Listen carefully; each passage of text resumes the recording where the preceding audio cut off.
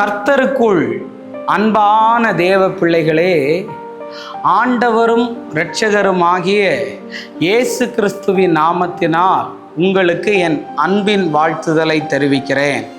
இந்த நல்ல நாளிலேயும் சங்கீத 23 அதனுடைய 4வது வசனத்தை வாசிக்கிறேன். நான் மரண இருளின் பள்ளத்தாக்கில் நடந்தாலும் பொல்லாப்புக்கு பயப்படேன், தேவரீர் என்னோடு கூட இருக்கிறீர், உமது கோலும் உமது தடியும் என்னை தேற்றும் என்று எழுதியிருக்கிறத பார்க்க முடியும். இன்னைக்கு என் மெசேஜோடைய தலைப்பு என்ன தெரியுமா?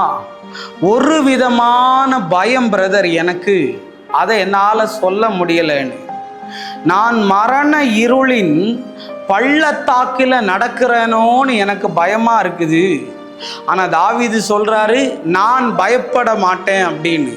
ஏன்னா மரணத்தையே ஜெயித்தவர் என்னோடு கூட இருக்கிறார் என்பதை அவர் நம்பிக்கொண்டிருந்தார். ஆமீன் சொல்லுங்களேன், நல்ல ஆமீன் சொல்லுங்களேன். கர்த்தர் உங்களோடு கூட பேசுவாராக. நிறைய பேருக்கு ஒரு விதமான பயம் பிரதர்.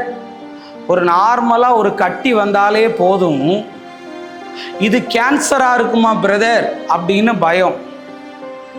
நிறைய பேருக்கு பிளட்டை டெஸ்ட் பண்ணிட்டு வான்னு சொன்னால், பிரதர் அதில் ஏதாவது ஒன்று சொல்லிடுவாங்களோன்னு வைத்த கலக்குது பிரதர்னு ஒரு பயம்.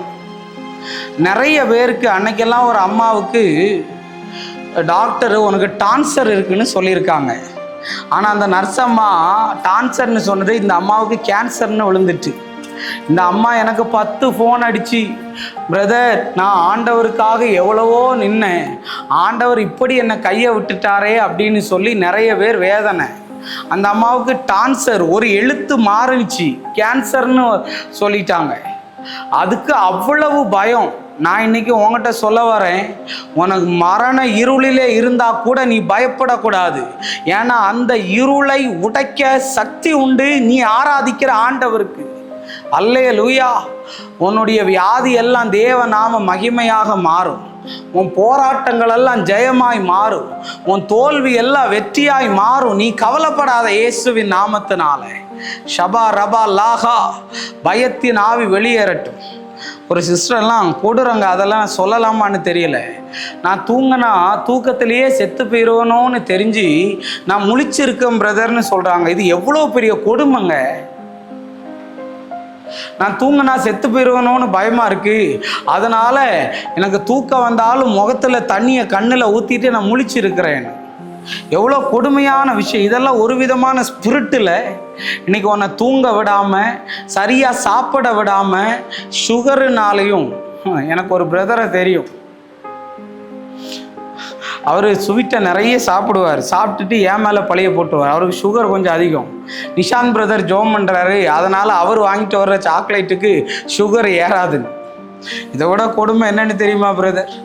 ஒரு வீட்டில் கார் எடுத்திருக்காங்கன்னு ஜோம் பண்ணுறதுக்கு போனேன். வாங்க பிரதர் உங்களை கொண்டு ஒரு ரவுண்டு போகிறேன்னு. அது நானும் தைரியமாக காரில் ஏறிட்டேன். பாதி ரோட்டில் போகும்போது தான் சொல்கிறாரு, பிரதர் இன்றைக்கி தான் நான் காரையே ஓட்டுறேன்னு. ஏன் பிரதர் இப்படி சொல்கிறீங்கன்னா, நீங்கள் இருக்கீங்க ஒன்றும் ஆகாதுன்னு தைரியமா.